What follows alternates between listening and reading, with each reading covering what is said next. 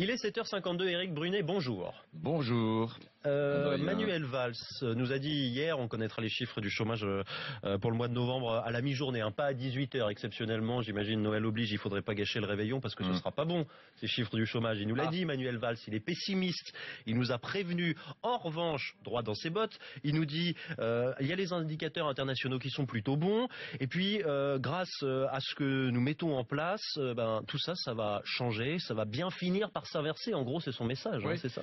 C'est un petit message qu'on entend de façon récurrente depuis maintenant 2 ans et demi. J'ai bien peur d'ailleurs que pour l'histoire, ce soit le message que nos enfants retiendront de ces 5 années du quinquennat. On vous promet l'inversion de la courbe et ça vient pas, c'est ça que vous voulez dire. François Hollande fut le président de la République qui promit pendant 5 ans l'inversion de la courbe du chômage, mais qui n'y parvint pas. C'est un peu triste, et puis c'est encore une fois le même refrain.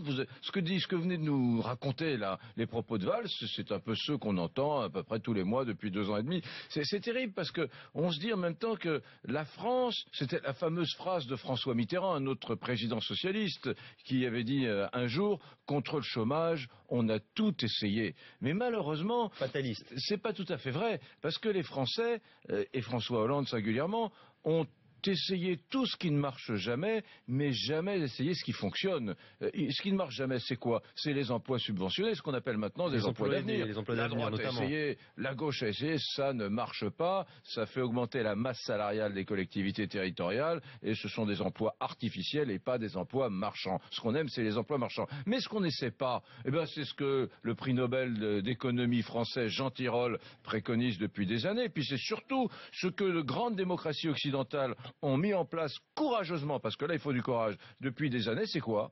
Pardon, je vais être un peu choquant pour certains, mais c'est la diminution de la durée de l'indemnisation du chômage et la diminution des montants de l'indemnisation du chômage. Alors c'est radical, faut du courage, faut être transgressif, faut être subversif, mais ceux qui l'ont essayé, et en dernier lieu les Suédois, ont pu constater que ça avait un effet immédiat, mécanique, arithmétique sur le chômage. Mais là, le gouvernement, quand même, Eric, il nous dit le CICE va faire, on va se ressentir les effets, la loi Macron va arriver, tout ça, ça va générer de la croissance, et qui dit croissance, à terme, dit emploi. Oui, enfin, le gouvernement dit tout et son contraire, parce que François Hollande a aussi dit, avec des perspectives de croissance aussi faibles, autour de 1% dans le meilleur des cas, il faut pas non plus s'attendre à une situation de l'emploi miraculeuse pour les mois et les années à venir. Donc il faut pas non plus s'imaginer que les choses vont changer radicalement. C'est vrai qu'il y a un tout petit frémissement, mais enfin, franchement, ça ne doit pas empêcher ce gouvernement